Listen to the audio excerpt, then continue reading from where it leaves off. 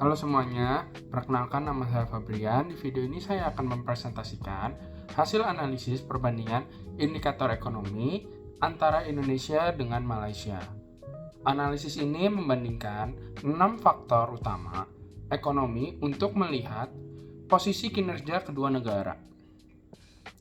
Tujuan analisis ini adalah untuk memahami perbedaan indikator ekonomi utama antara Indonesia dan Malaysia, serta melihat kekuatan dan tantangan ekonomi masing-masing negara dalam mencapai sebuah pertumbuhan yang berkelanjutan.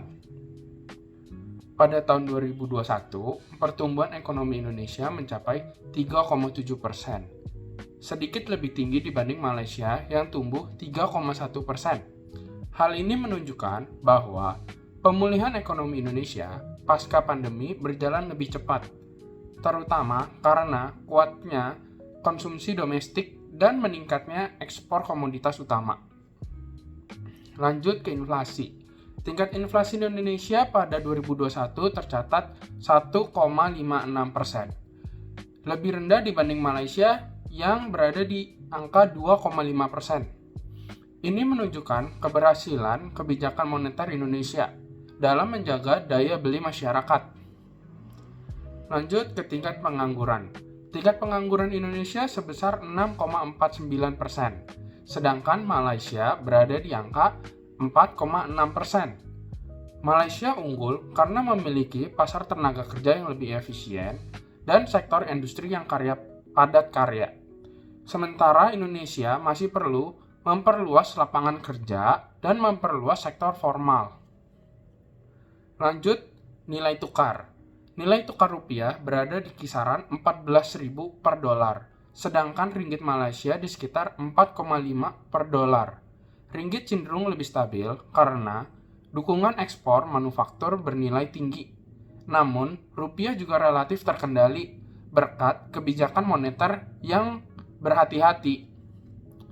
Untuk ekspor dan impor, Malaysia mencatat total ekspor sekitar 234 miliar dolar, sedikit di atas Indonesia yang mencapai 231 miliar dolar. Perbedaan ini karena Malaysia unggul di sektor manufaktur berteknologi yang tinggi, sedangkan ekspor Indonesia masih didominasi oleh komoditas mentah. Untuk utang pemerintah, rasio utang Indonesia terhadap PDB sebesar 44,4%, lebih rendah dari Malaysia yang mencapai 63,3%. Artinya, beban fiskal Indonesia lebih ringan, dan pemerintah memiliki ruang yang lebih besar untuk menjaga stabilitas ekonomi dalam jangka panjang.